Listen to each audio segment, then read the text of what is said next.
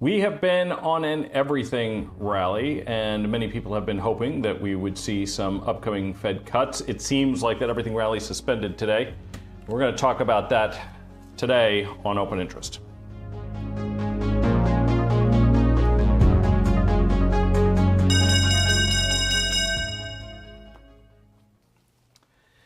Hello, everybody, and welcome to Open Mic. I'm Mike Coe. This is sponsored by OptionPlay, and today we saw a little bit of a delay in the rate cuts, potentially.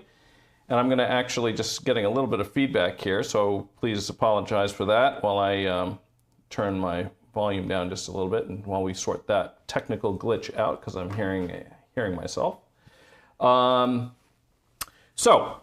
Over the course of the weekend, I was taking a look at some things that I thought were rather interesting. I was taking a look at how risk assets have been performing over the course of time. And one of the things I was taking a look at was the all-country index, the MSCI all-country index. And actually, MSCI has two sort of all-world equity indices that I think are kind of interesting and potentially relevant. One is for developed economies, and the other is for all economies, including developing economies. And you can see these, actually I'm going to try to pull up a chart of these, I think, and maybe we'll share my screen here so we can just take a look at it on my Bloomberg terminal, because like I said, I'm experiencing some slight technical difficulties. Hopefully we'll get those sorted out in just a second. So this is the all-country index. And if we go back in time, so we'll just take a look at this chart. Maybe we'll go back and take a look at this chart over the course of the last 10 years. I think that should be kind of interesting. So we'll take a look at this over 10 years. So this is the all-country index over the course of the last 10 years. And then we can also take a look, and actually, let's do it this way, because these, if you're trading equities, this is probably easier to see. So we'll use some ETFs, actually. So there are actually two ETFs that represent these indices. One is ACWI, and the other is EARTH, URTH. And what you're going to see is, and this is just something that I was observing, so here is EARTH over the last 10 years. And now I'm going to look at SPY over the, take a close look at that chart for the moment, because I think this was kind of illustrative. So this is EARTH, and now we're going to pull up SPY. So we're just going to look like with like. So now we're going to take a look at an ETF. I pulled the SPY up here. Chances are you do not see a big distinction between that one and the one I just had. So that was SPY. I'm going to go back for a second to EARTH, because I think it was not showing really clearly. So this is now EARTH. Pretty hard to tell the difference. All country. Once again, pretty hard to tell the difference between these. Why is that? And the reason is that, of course, we have the largest stock market, and when you take a look at all of the stock markets around the world, what ends up happening is that you start weighting the US stock market very heavily in these more inclusive sort of all-country indices. And the issue that we have with that is that if you are actually trying to get exposure to an underperforming asset, hoping that it's going to potentially catch up, you're not going to do it by using one of these diversified ETFs. So when you start stripping things down to their basic parts, this is what we actually uncover. And that is that the emerging market equities are the gross laggard. But because they are much smaller, so this is now EEM, which is the Emerging Markets ETF. And what you can see is that over the course of the last 10 years, this is essentially unchanged. It actually looks like it's down slightly. When you take a look at total returns, it is slightly positive because there are some dividends and things that go in here. But what you can see is that This is basically unchanged. And a big part of the reason that that is the case is because included in this are things like China, which I'm now going to display as, we can look at KWeb. This is one way we can take a look at what's going on in China. FXI, so this is China via KWeb. This is China via FXI. And here too, this is really the big laggard, which is pretty extraordinary when you think about it, because this is the second largest economy in the world by some. When people look at it on a purchasing power basis, some would say that this is actually the largest economy, or soon will be. What is also interesting to me in all of this is that if we were to look at trading this using EEM, the Emerging Markets ETF, as our proxy, so again, I'm just going to show this here. What is interesting is that the options premia on EEM actually hit a 10-year low last week. So I'm just going to strip out the realized volatility. This is a big, messy, ugly sort of a chart to take a look at. So I'm just going to pause once I get this thing up so everybody can kind of digest what it is we're looking at here. What is this really zigzagged looking chart that everybody's looking at right now? What this chart is the 3-month at the money implied volatility. That's the way that options traders like to think about the price of an option expiring in 3 months. So at the money straddle, 3 months out. And what you can see, I'm going to use my mouse right here to point to it. This is the cost of that straddle in implied volatility terms. So sub 12. And another way to kind of think about this, they're related, of course, is, oftentimes you're going to hear people refer to the VIX index, for example. And the VIX index is basically a way that we can sort of think about rolling 30-day implied volatility for the S&P options complex. And what this basically tells us is that if you wanted to make a directional play on emerging markets right now, which is the underperforming area of equities globally, and by a very substantial margin, it should be said. The total return, as I showed you, actually I wasn't showing you the total return, I was just showing you the price, but the total return for emerging market equities over the course of the last 10 years, somewhat astonishingly, through last Thursday's close, was about 23%. Total return, 10 years. That compares to the total return for the S&P as measured by SPY, if you were going to use that, so accounting for dividends and so on, of about 230% over the same time frame. So what that's really telling you then is that it's had 10 times the returns of emerging markets. Something else that I think is kind of interesting is that if we take a look at valuation, emerging market stocks are really quite cheap by comparison to the S&P. So the S&P right now, I think on a trailing basis, we're looking at trading something in the neighborhood of 25 times earnings. That's reflected here. So have there been periods of higher multiple in history? Yes, we saw that right in this region here, coming off the pandemic plunge. And I want to make a point about this because I think it's important. We talk about fundamentals quite a lot when we talk about what we would trade, but fundamentals are not a great signaling tool when it comes to trading. It just gives us context for everything else that we're doing, because especially when you're just looking at trailing earnings, to try to trade off of that, you're really just sort of driving down the freeway looking only in the rearview mirror when you do that kind of thing, is the way I describe it. And what this points out is that bear in mind that, of course, earnings plummeted during the pandemic, as you would expect. So, of course, the market's going to trade at a higher multiple because you're going to get this effect. So this right here that I'm showing you now, this is the earnings, essentially, of the S&P through time. And you can see that it fell off a cliff during the pandemic. Businesses shut down, so there were no earnings, really.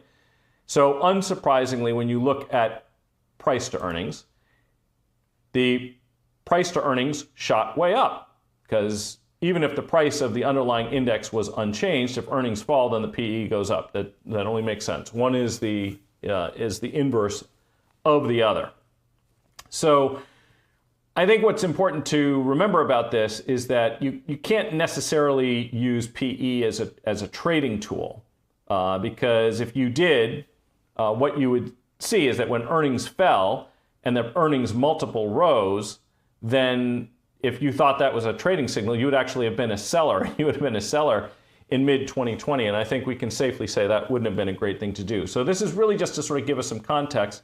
And the important thing to do, I think, is actually to try to smooth earnings through time so that we have a better sense of where we are in sort of the cycle. And in many cases, there are very cyclical earnings patterns. This is true for industrials and things like that. So I think that's an important thing. And for emerging markets, that could easily be the case because they're going to sort of rise and fall with economic flows more generally. So if we just take a look now at, I'm going to actually show you as well the MSCI emerging markets earnings, so we can get that. So I'm just going to add this in. That is MXEF. So we can sort of look at this by comparison. Now again, this is giving you a lot to look at. So just to sort of simplify things for a moment, first we're just going to take a look at the actual earnings. So here we have you can just think of this as the earnings for the S&P. You can think of this as the earnings now for the emerging markets. You can see that that's been relatively flat. And in fact, I'm going to draw some lines in here too, because I think that helps give us some context. So just going back for 10 years, you can see that the earnings for the emerging markets overall are flat to lower, and for the S&P are substantially higher. However, one of the things we can see is that the returns for the S&P over this period of time have grossly exceeded their earnings growth. One of the things I'm kind of thinking about is, let's imagine there are different scenarios for how the global economy is going to fare and what that might mean for stocks as we look at this. One scenario is that by some miracle, monetary policymakers, as well as arguably fiscal policymakers, have somehow managed to salvage major economies from the pandemic, and that we are in fact in this soft landing scenario and everything's going to be hunky-dory. Now, the other scenario is that that's not at all the case, and we could actually still see potentially a recession. Okay. Well, most people, I'm sure most viewing, already have plenty of exposure to U.S. equities. And in fact, my guess is that if you do, your U.S. equity exposure has actually risen. This is not a function of anything that you've been doing to your accounts, to your trading positions. What has happened is just that naturally the price of equities has increased over the course of time, and your allocation to equities as a consequence of that has probably also risen. So it's for one of these reasons that you often will see in 60-40 portfolios, for example, that people will periodically readjust, and you will sell some of your outperforming asset and purchase some of your underperforming asset. Well, my thinking is that if one is going to stay long equities, perhaps getting some allocation to the underperforming area might make sense. That would benefit if you get that better of the two scenarios that I just articulated, which is that we did in fact negotiate a soft landing, and that emerging markets will, at least do as well as they have been doing, trade sideways, but perhaps you could get some catch up on the valuation front. And as I would say, Right now, emerging market equities are trading at probably about a 10-turn discount, maybe 15 times earnings relative to the S&P. As we can see, it's a lot choppier of a ride when it comes to earnings for the emerging markets, which would be the reason why one would be inclined to use options to make a bullish bet there. And that's why I was so fascinated to see that if you were going to, for example, purchase calls in equities, that those in EEM looked particularly cheap to me. So just to give an example of what something like that might look like, I'm just going to pull up OptionPlay here and take a look at what it would cost to buy, a 3-month option, a 3-month call option. And because they're cheap, I don't know that it really makes a whole lot of sense to get overly complicated about it. But one could just go out in time and purchase. Let's see, here we go. So the June 28th, it's about 88 days away. So we were looking at the implied volatility for a 3-month option, and the 41 strike calls, those cost about $1.11 to the midpoint. And actually, let's just take a look. Let's see how, is that right? How wide these options were at the close today. Just one quick point. This is an observation I've made, and it's been kind of a nuisance, I have to say, in my own trading, and that is that I've observed that the weekly options, the bid-ask spreads, have tended to be a lot less consistent than the regular way options. So it's been a bit of a nuisance, meaning that you sort of have to really watch your orders, make sure you're using limits. And by the way, actually, just looking at the closing prices here, I think that's probably true for the regular way options as well. But, just something to think about. But 11 volatility for those options, we'll call it 12 just to be fair. That's approximately where it was marked as of the close.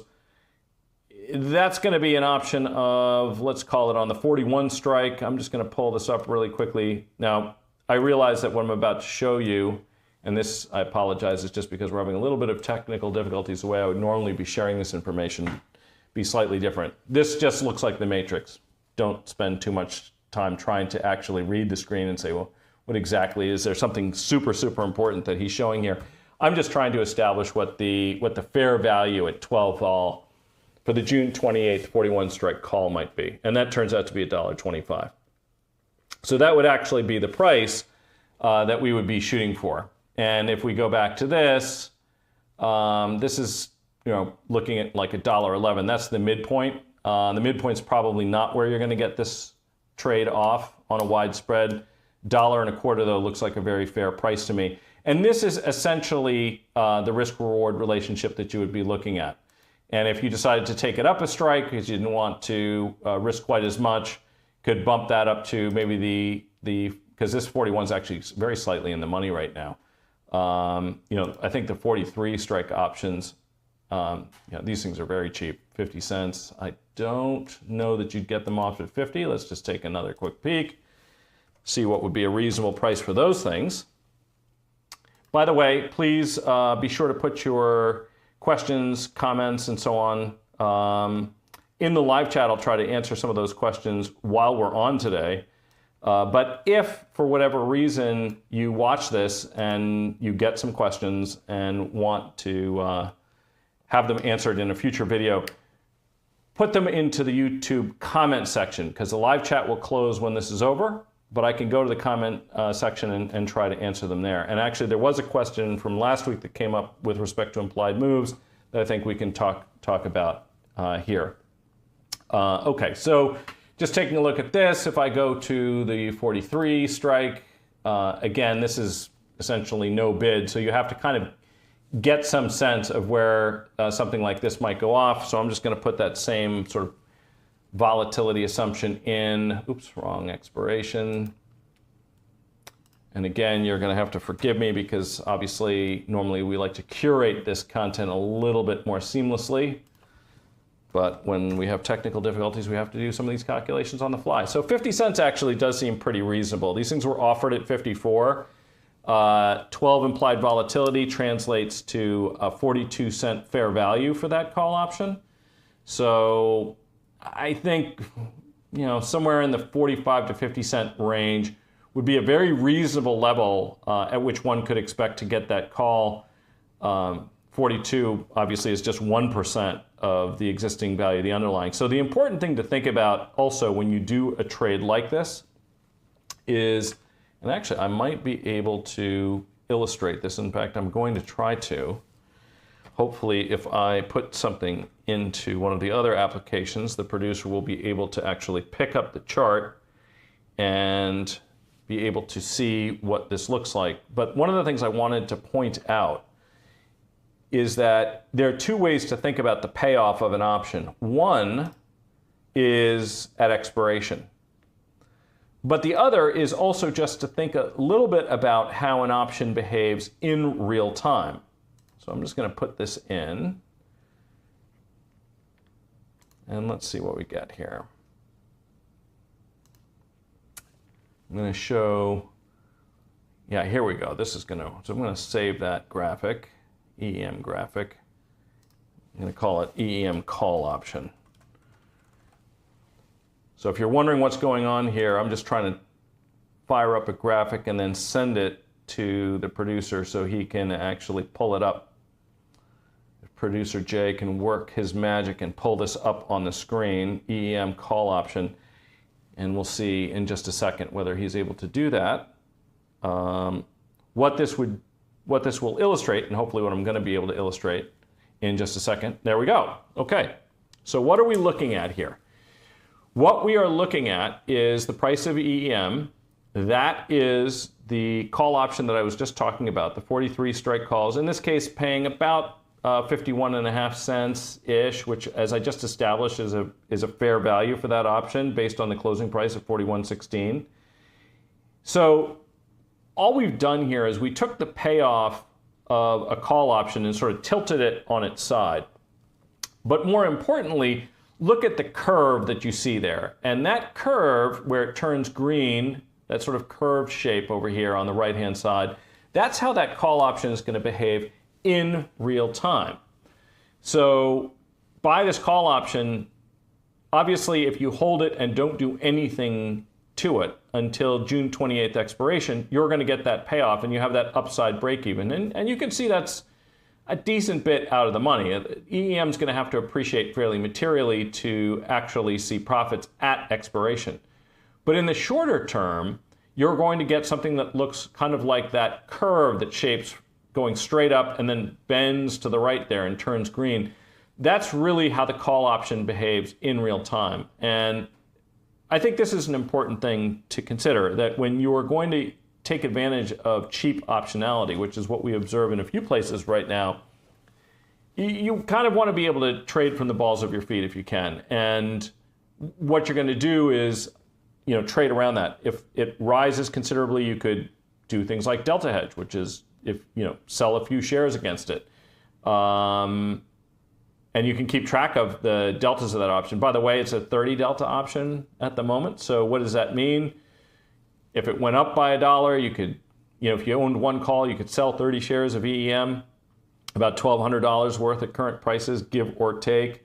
And if it falls back, you could buy those back and essentially trade around it a little bit.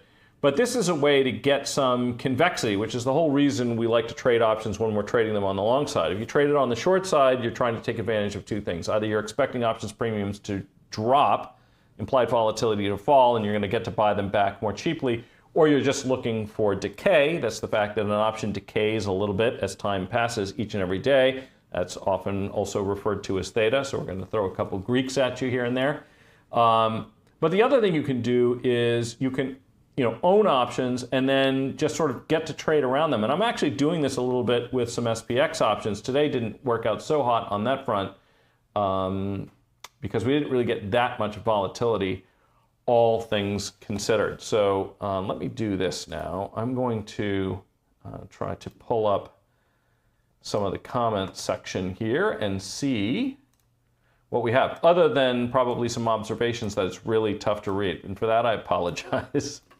So let's bring up some questions that this almost certainly is going to prompt and see whether we can address them. Okay. Let's see. are there implied volatility measurements you screen for whether buying or selling?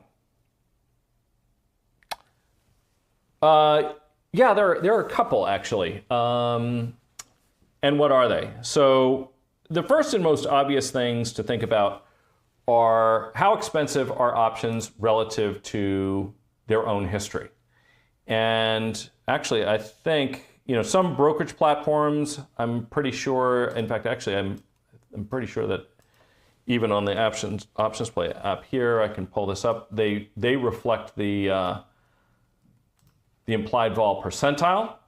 So an implied vol percentile, all that's doing is it just gives you some history and gives you a sense of, how expensive options are relative to their own history. And also you can see that as a rank score. So over here in this upper section, you see this implied volatility rank. This is an indication of just how cheap these options are. In this case, it's in the 7th percentile. So that means that if you can imagine that if it was the 99th percentile, options are about as expensive as they've ever been.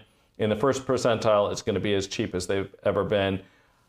When I was showing that chart earlier, I was showing 3-month implied volatility, which is the reason that the expiration I chose were the June 28th options. Those were 88 days to expiration, so very close.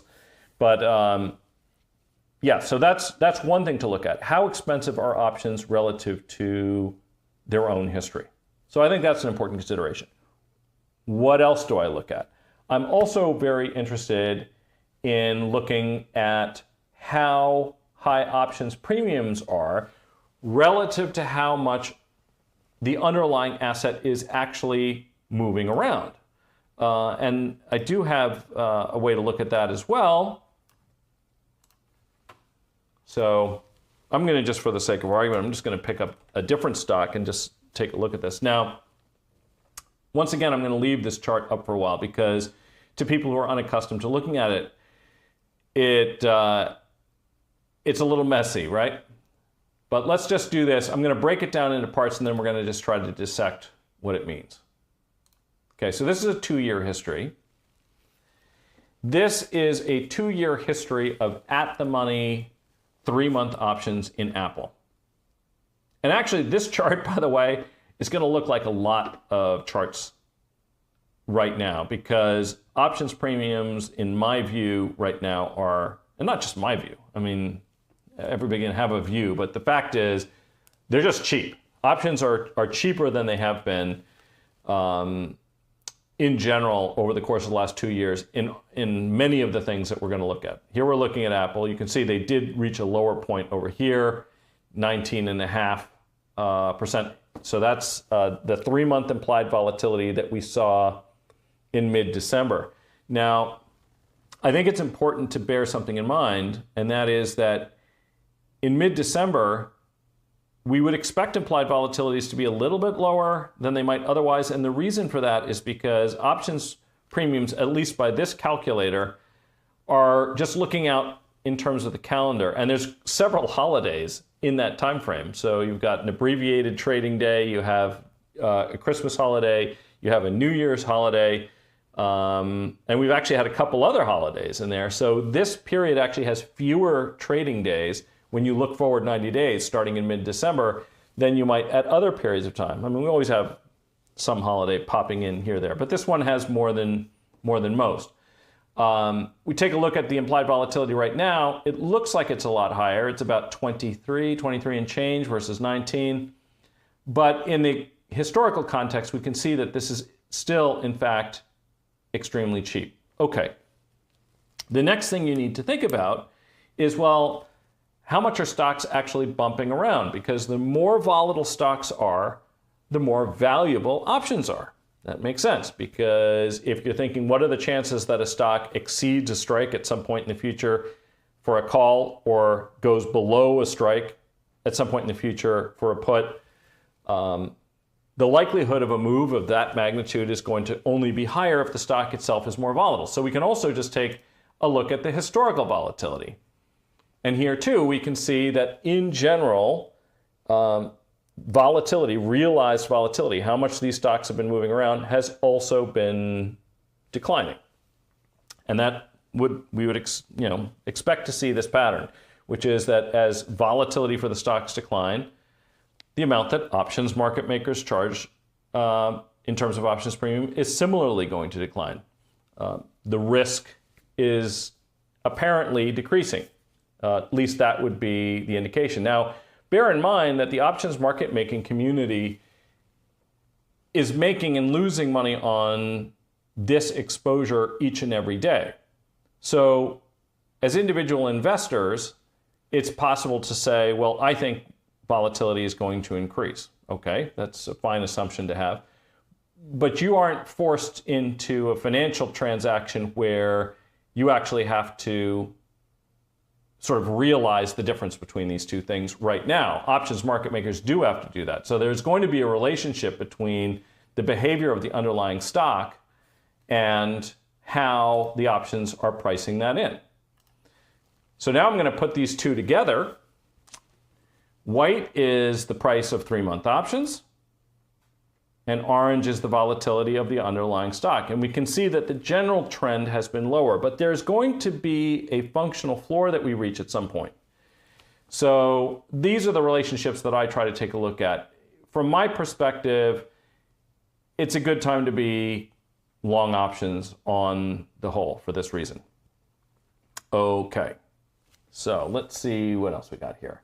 I hope that helps. By the way, just one quick point, because I've kind of stuck on this topic just a little bit longer than I want to make sure I can get to other questions. But where you see these humps in realized volatility, bear in mind that stocks are considerably more volatile when new information hits the market. And the most profound of that information that is likely going to hit the market and cause price jumps, so non-continuous pricing in the underlying, is going to be around earnings. So a lot of these will correspond to that. Okay, so let's see. We have a specific question about Google or Alphabet. By the way, one other point, because this comment I made last week, and I said, oh, let's see if we can find an interesting question. All the questions are interesting, right? So make that amply clear. I'm interested in everything you guys have to say. And I want to try to answer these questions. You know, when I try to curate which one I'm answering, usually I'm trying to sort of bring it into the flow of the conversation we're having.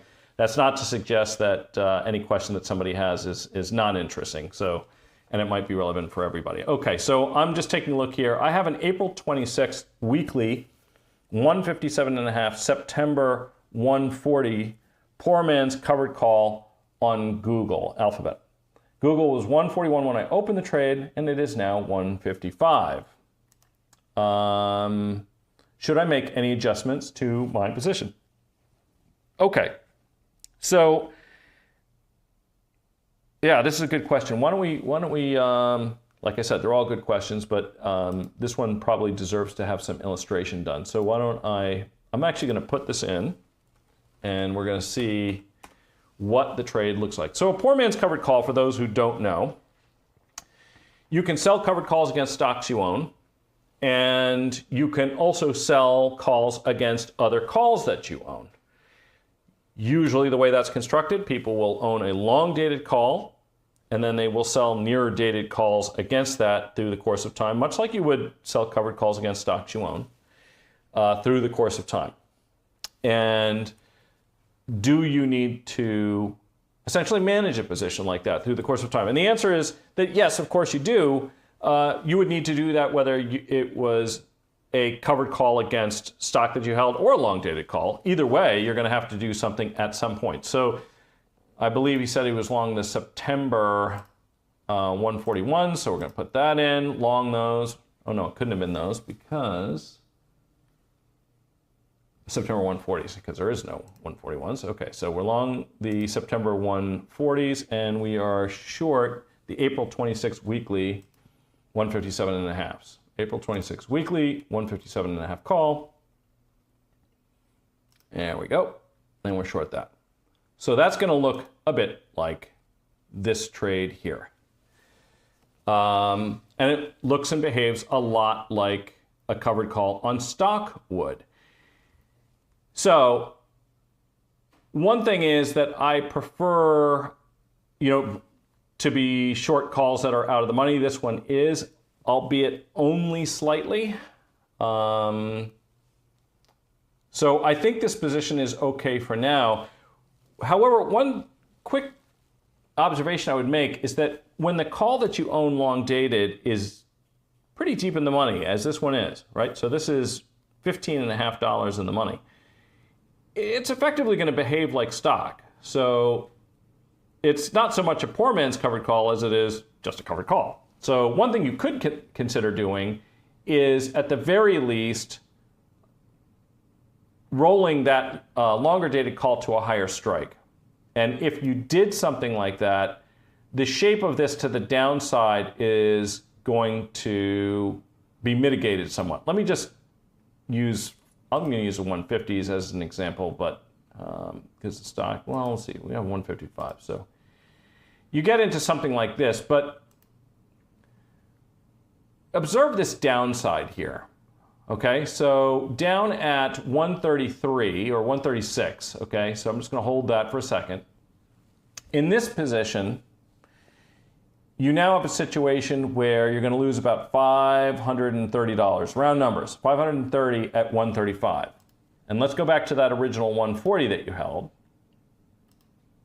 and see what that looks like at that same level. And you can see that in this same neighborhood, you're looking at about double the downside. Now, there's another trade-off. You'll observe that the upside sort of tailed off here. And the reason for that is that the premium in this spread is greater than the distance between the strikes. So you're going to get that little bit of a fall off here. But that might be an acceptable trade-off in exchange for, that's essentially the trade-off you're making, right? You're going to reduce your downside risk somewhat and just shift that risk to the upside here. Essentially, your profits are going to trail off on that position. And you can mitigate that by actually rolling the whole package so that you get something like this. So here now I'm not necessarily taking real risk to the upside. I'm not going to have any losses there. Down at that 135 level, I've kind of split the difference, right? So we're going to lose $1,000 in the 140s if the stock falls back to the mid 130s, 500 if I rolled to the 155, 157 and a half. And here I've kind of cut that right in half. So short version is, you could manage that by rolling it slightly. Okay. Hi, Mike. Could you state the delta of your selected strikes? I can't always read the dark, tiny screens. I can imagine you can't read the dark, tiny screens because I can barely read them myself and I'm right in front of them. So I can see why that's not necessarily always the easiest thing to do. Deltas. Okay, it depends a little bit on the strategy, what delta I'm choosing. But, generally speaking, I am trying to balance, let's say in a covered call situation, I'm trying to balance between the probability of assignment on the short call side and trying to get a meaningful yield, enough that it makes it worth doing. Now, conveniently, options Greeks give us that calculation essentially by default. So the delta of an option is mathematically equivalent to the probability that the stock is through that strike essentially at expiration. So if you have a 30 delta call, another way to think about that is that that's the rate of change in the value of the option instantaneously through the course of time. But another way to think about it is that there's about a 30% chance that the stock's going to be at that strike or higher when it expires. And if I'm going to write a covered call, that's kind of the delta that I'm looking for, maybe slightly lower, right? Because the objective is, the ideal case for selling covered calls, for example, is that the stock runs to that strike or just below it or just slightly above it, but enough that I get the benefit of the appreciation of the underlying stock and I'm not really sacrificing anything to the upside. Now, I can never have that as a guarantee, but the lower the delta of the call, the more likely it is that you are not assigned or that it does not end up in the money. That's the balance you're trying to strike. Your mileage may vary is one way to think of it. There's something else I would say too, which is one of my colleagues, he worked at Goldman Sachs for a number of years, and I've seen this in a number of their derivatives pieces, and it's kind of an approach that a lot of people take on the hedging side. So you might use 30 delta as or lower, so 30, 25, 20 delta calls as what you would sell against a stock you own for a covered call. But it also happens to be that a lot of people like to use 30 delta put options to hedge their overall portfolios on the downside. The idea being that they get to essentially have a moderate premium outlay in low volatility environments and still get the benefit of convexity. So more of a disastery type of a hedge. And there's one other thing that's kind of interesting, which is that you will find that the VIX, this is a back of the napkin thing, so the VIX is calculated based on an entire strip of SPX options on a weighted basis. Basically, they're trying to create, synthetic variance swap is one way to think about it. But what is interesting is that the VIX often is about the level of the implied volatility of a 30-day 30 delta put on the S&P. Those numbers are usually about the same. So, maybe that's helpful. I wasn't sure exactly what you were thinking about in terms of deltas, but that's kind of what I was looking at. Okay, so let's see here. What do we have next? What do you think of using leveraged emerging market ETFs such as EDC in addition to buying EEM calls? Okay. This is something I actually have heard a lot. People will say they like to use options because it gets some gearing. And so, maybe you buy options so you get a little bit of gearing. And then they think, well, wait a minute, I could use a levered ETF, which has gearing in it because it's levered, and then I could trade an option on that levered instrument and lever my leverage. So let me start by saying this. There's no free lunch in the options world. So a call option on a levered instrument will reflect that leverage with a higher implied volatility. The interesting thing, though, is that what you won't see, what won't be immediately apparent, is that levered ETFs generally have decay all their own. That's because optionality is embedded within the ETF to create that leverage in the first place. And so what ends up happening is that they are essentially paying some decay away. So you're going to pay the price. If you buy options on something like that expire in some length of time, like 3 months from now, you are going to be paying a higher implied volatility for the option that you buy, and the underlying instrument you have is actually also subject to its own decay. So that is a potential downside. Let me see if I can find a good way to illustrate this. I think I probably can. Let's do this. So you wanted to look at EDC. So for people who aren't quite hearing what I'm saying, EDC, Echo, Delta, Charlie is the ticker symbol. And I know this is hard to read. Please bear with me, but I'm sort of looking through this in real time with you. Okay, so let's take a look at how this thing performs. So this is EDC, which is actually a 3x levered instrument. Taking a look at volatility or implied volatility, what we're going to see is that the vols are much, much higher. So let me get rid of the realized volatility for a moment so we can just look at this. So this also hit a low, but remember what that other low was that I showed on EEM? It was 11. Here, it's almost 33. So big surprise. 3 times levered ETF. The options implied volatility is 3 times as big. So you're not getting a free lunch by buying call options on EDC because they're going to be 3 times as expensive relative to the price of the underlying as the EEM options are. But the other thing is that there is almost certainly some measure of decay in this. And we can see that in another way. Let's just take a look at the total returns for EDC versus EEM over a period of time. Now, if it really was 3 times levered, then whatever the returns in EEM are over some period of time, my returns in EDC should be 3 times that amount. But that's not the case because of that decay that I was talking about. So here I'm looking at a 5-year history. 5-year total returns for EEM is 5.6%. 5-year total return for EDC is negative 61%. So, and I'm sure, look, most of you watching this probably know this already. If you buy a levered ETF, they decay. They are a trading vehicle. They are not an investment vehicle because this embedded cost adds up in a hurry, and over the course of a long time is actually devastating to the total returns. Devastating. So you really don't want to buy these things and hold them for the long period of time.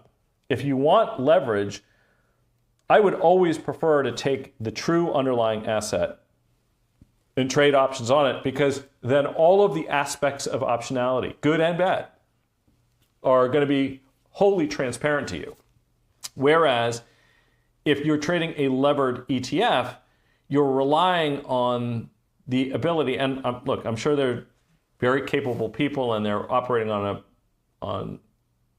a best efforts basis to adhere to their investment mandate. But I have myself managed, actively managed ETFs, and it's quite confining to live in the 40 Act space, the 1940 Investment Act, for those of you who don't know. Investment managers are really painted into a corner with the things you can do and not do. You sort of dictate the investment process and the mandate up front, and then you try to adhere to it as best you can, but it's very clunky. And I think for capable self-directed investors, the more that you control yourself, the better off you are. And that's one of the advantages in the modern investment world. We live in an investment world now where it's much easier, I think, for individual investors to essentially create the portfolio the way they want. And things are much more accessible, the transaction costs are much lower, and you aren't confined the way that some investment managers are. Okay. Let's see, what do we have here? I have an April 26, 144, 150 risk reversal, sold a 30 delta put and bought an in-the-money call. Any modifications now? This one from PC. I'm assuming because we were just talking about Alphabet and because the prices are very similar that you are talking probably about Alphabet with this trade. Short version is, as far as I'm concerned, I like to use call spread risk reversals when implied volatility is low, buy an at-the-money call, and then finance that either in whole or in part by selling a strangle around it. Sometimes another way to do that is to sort of do the covered call, the poor man's covered call thing that Ranjana Gupta asked us about earlier. So you buy a longer dated call, and then you just sell strangles against it in the near term, going up to, but not through, earnings. The idea being that I get to essentially finance having a little bit of convexity and have a risk of having the stock put to me or get called out, but taking advantage of the fact that those near dated options will tend to decay a little more rapidly. And if you're selling strangles, definitely it will. Once you're in a risk reversal, if it runs through your long strike, or frankly even through your short strike, then I think some trade management is in order. And actually, this is related to the question that we got earlier. So the question that we'd been asked earlier was about deltas. And again, I wasn't sure what the context of that delta question was. But I do think about this. If I'm long a call and it goes to 60 delta or more, it's often around that time that I start thinking about rolling it up or rolling it up and out. So hope that helps. Let's see here. Okay, that was the EDC question.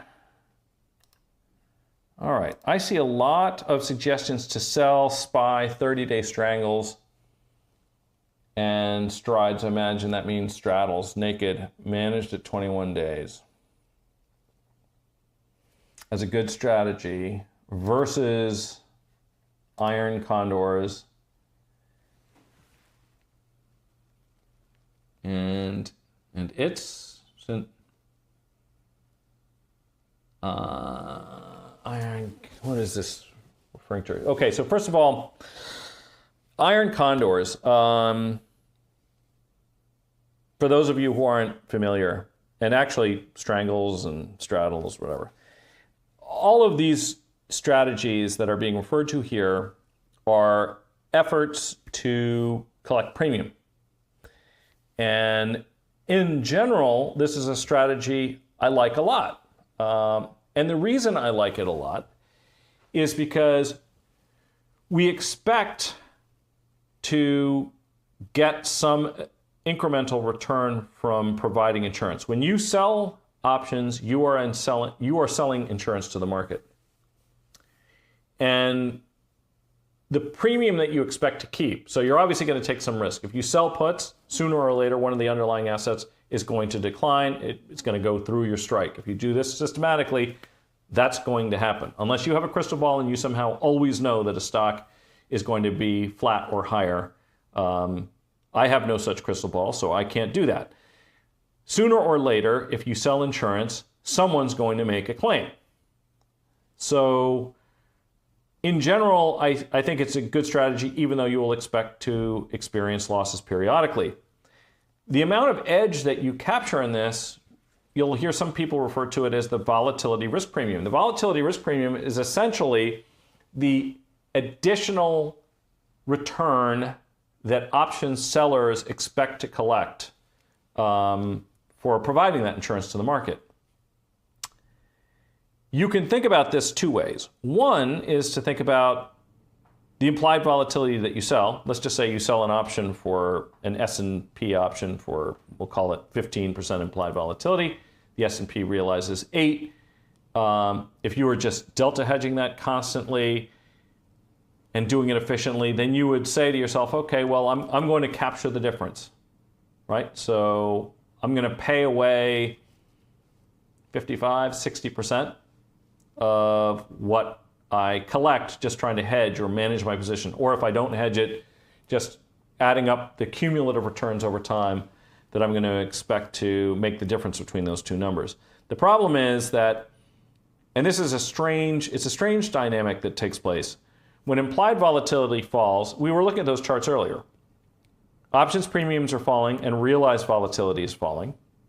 And it's counterintuitive to a lot of people, but it'll make some sense once I explain it probably, that sometimes the biggest edge between how expensive an option is and how volatile the underlying asset is will be when the volatility regime is very low.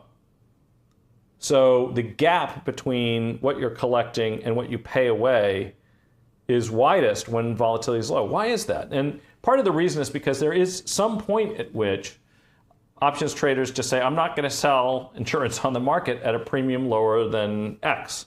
Let's call it 10. 10 implied vol. That's a very low level. So you say, I'm just not going to sell it any lower than that. Even if it's realizing 5, I don't care. If I can sell implied volatility at 10 and it's realizing 5, one way to think about that is I'm selling options for twice what they're really intrinsically worth. Actually, I shouldn't use intrinsically. Theoretically worth. Intrinsic is a different concept than options. But the other fact is that implied volatility regimes change constantly. And when you sell options very cheaply, you are subject to a tremendous amount of risk if we get a pop in volatility. And it's interesting because this dynamic, this convexity dynamic exists in a lot of different places in finance, not just options. So, for example, a long-dated treasury bond, when interest rates are very low, its sensitivity to the change in rates is much greater than when rates are very high. So that convexity is very great. This should make some sense too. And it's the reason why Treasury bonds were such horrific assets to own or to purchase, at basically the lows in rates that we saw during the pandemic. This is the reason that Silicon Valley Bank went bust. It's the reason that all of these banks that had a whole lot of very long-dated mortgage bonds and treasury bonds on their balance sheets got themselves into real trouble. So that convexity, that negative convexity, is just something that nobody really wants to get into in huge size. So, straddles, strangles, iron condors. If you look at any of these things right now, you'll notice that doesn't seem like you're getting paid a huge amount. So folks that are telling you to sell SPY 30-day strangles and straddles, by the way, I'm long 30-day SPX strangles right now. So people can make all the suggestions they want. I'm just going to tell you, I'm not selling them, and I wouldn't sell them. Well, this is another interesting point too. I'm going to find another question here, but just something to think about while I move to the next one. And that is, let's see here. I'm going to look here. So interesting. How about theta? Should it be flat? Okay, so this is, I think, related to that earlier question. I'll come back to some of my other thoughts in a second, sort of hopping around here a little bit. Apologize for that. So interesting, thanks. How about theta? Should be flat to positive. So short version, yeah. So this is actually kind of an interesting thing too, and that is that all of these implied volatilities have been going lower. So the amount of income that you receive from, for example, the poor man's covered call on Alphabet or any covered call on single stocks, the fact is that those premiums have declined. So that's the bad news. The interesting part, though, is that index implied volatility has fallen as far or arguably farther than single stock has. So if you have a portfolio of single stocks and you're selling covered calls against them, which is a fine systematic strategy, and there's always a time when someone could say, options are too cheap, I don't want to sell them. We are doing trades like that. The way we hedge that, though, is that we are buying SPX against it. And we're trying to find a balance whereby we are collecting theta in the portfolio overall, but we own some downside in SPX. So how does that actually play out? The thinking, my thinking, could be wrong, but my thinking on this is that when the market starts to decline, if we get some kind of a volatility shock, vol goes up, equities down, correlation between all of these different stocks is going to rise. And if correlation rises and they all start falling together, then that SPX hedge should actually be pretty good. Where a trade like this falls down is if the market basically goes sideways. So your SPX position, SPY, if you're using that index, it doesn't really matter, whatever your index proxy is. If the index just goes sideways and does absolutely nothing, but all of the individual stocks you hold start going in completely opposite directions, then it doesn't work out so hot. So if I'm just doing covered calls, some stocks shoot higher. Well, the covered calls are capping my gains there. And if other companies come out and they have disappointing earnings and they plummet lower, well, the covered call did very little, frankly, as a benefit. What would be examples of situations like this?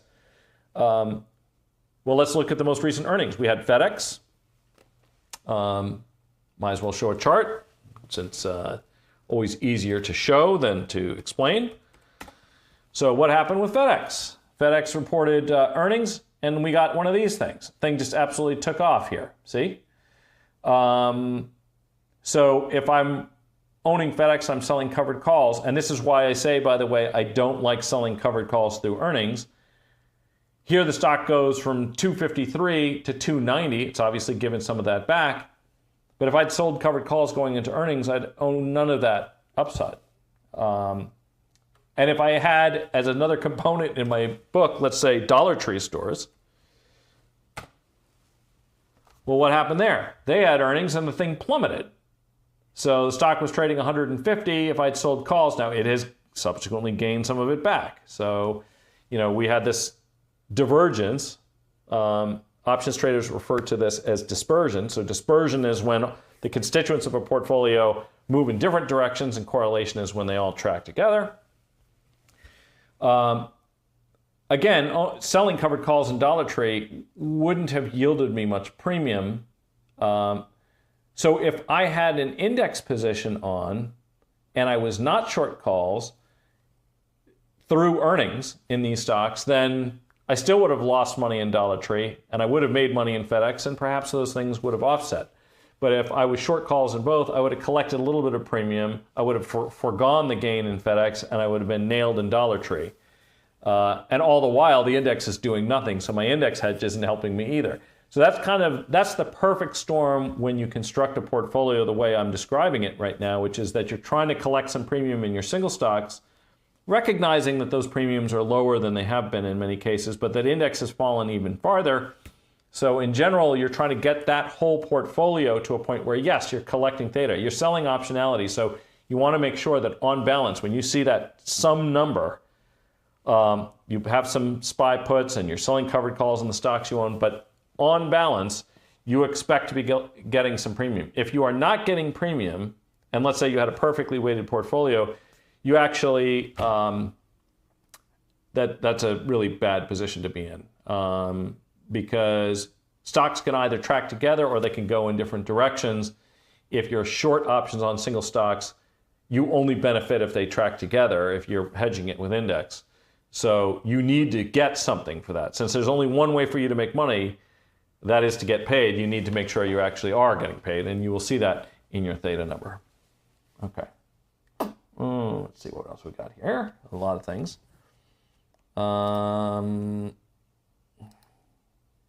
Obviously, that comes with a lot more risk. Is middle ground to buy cheap wings? What say you about using naked or defined risk trades? Okay, that's a good question. Generally, do not sell naked calls in any size.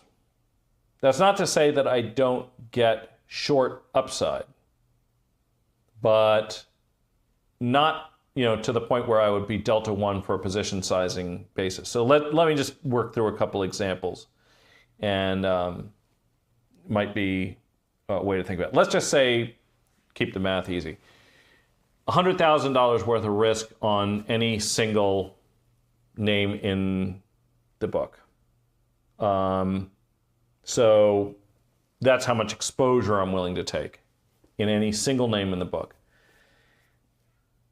I am going to be willing to take delta 1 risk to the downside because in general we own stocks.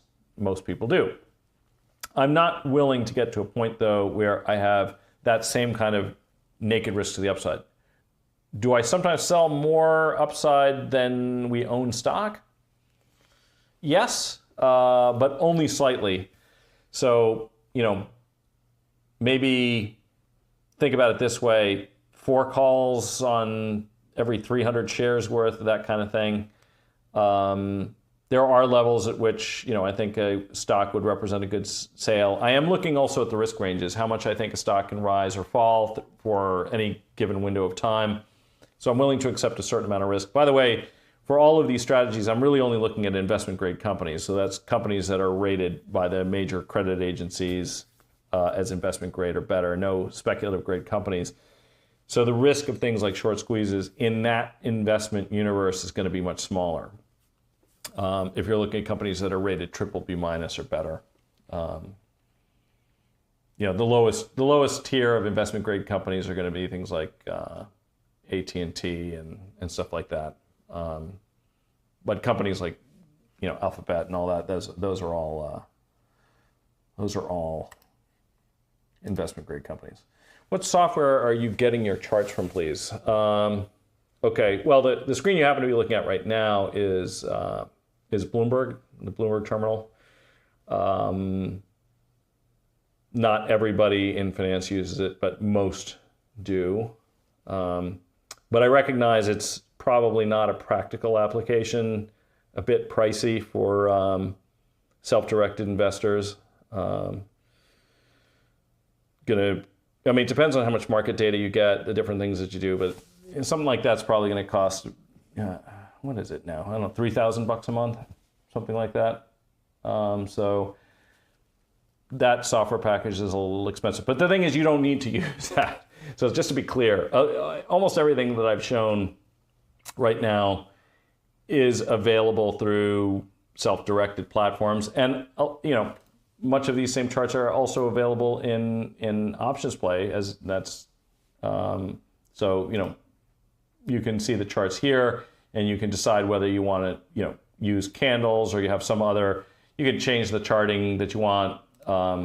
You don't need to use a Bloomberg for that. And in fact, actually, I don't use Bloomberg for charting. I'm just using it because it's sort of my go-to for, I use it mostly for fundamental analysis. I use it for much more obscure types of research. You can, for example, track vessels and where they are in the world. Where are all the tankers in the world right now? Where are they? And where are they going? That kind of stuff. It's just a lot of, it's a data, Bloomberg is a data aggregation service. I also use it for modeling. So, but it really isn't necessary. So when you look at that, this is not a recommendation to go out and get a Bloomberg terminal. If you have the means and you want to do it, it's great. I will just tell you this. I've used the thing for 20 years, and which is pretty horrifying when you think about it.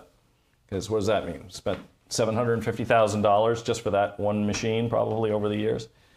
The thing is that, a lot of people the data is available in so many places now. You don't really need it. But those of us who have been using it for a long time, we also use it to communicate with each other. So other people in financial services.